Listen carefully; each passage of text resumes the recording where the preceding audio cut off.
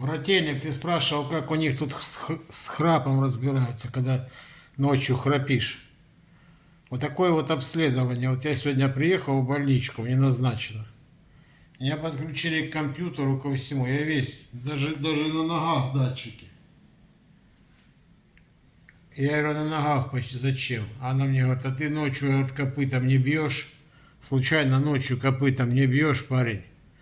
Я говорю, как это? Она говорит, ну мотоцикл заводишь вот так. Не со стартера, а ногой. Я говорю, не знаю. Может быть. Вот тогда для этого на ноги тебе наклеили. Все. Завтра утром с 6 до 7 придет медсестра, ну, отключит меня, пристав от этого всего. Я тут посплю в больнице. И все. Компьютер соберет информацию всю. Определит, от чего я храплю. И потом они мне сделают операцию. В носоглотке и в гортани вылечат. И я перестану храпеть. Вот такая процедура. Прикинь, брательник. У них тут везде аппаратура Philips. Голландия, знаешь. Я смотрел, председатель Евросоюза, говорит, все западноевропейские страны, мы, говорит, вкладываемся прежде всего, говорит, в здравоохранение в своих странах, развиваем медицину. Но мы, говорит, там инфраструктуру, говорит, тоже развиваем. Но самое основное, куда идут все деньги с Европейского Союза, ну, со стран, знаешь, налогоплательщиков, это развитие медицины. Но это важно, медицина это важно, знаешь, для человека. Медицина это часть христианского служения, знаешь, ну, быть врачом. Иисус, когда в синагоге, в храме открыл книгу и прочитал слова из пророка Исаии, он говорит, Дух Господень на мне, Он послал меня исцелять сокрушенных сердцем.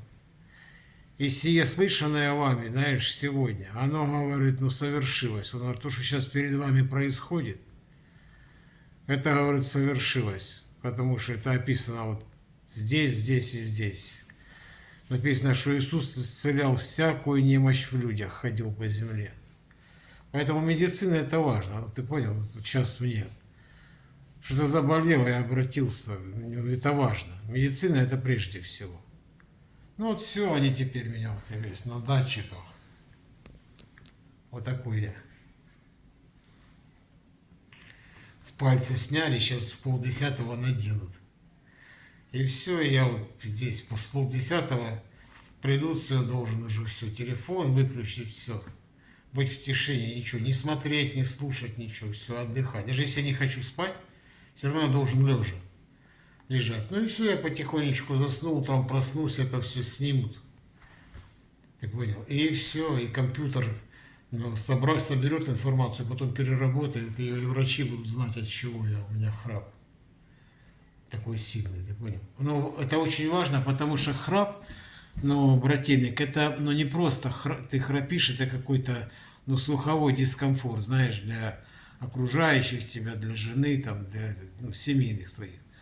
Это нехватка кислорода ночью. От этого может произойти инсульт.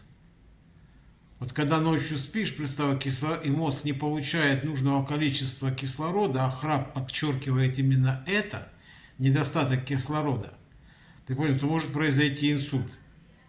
То есть и не просто произойти инсульт, а потихонечку происходит отмирание мозга, раннее отмирание мозга.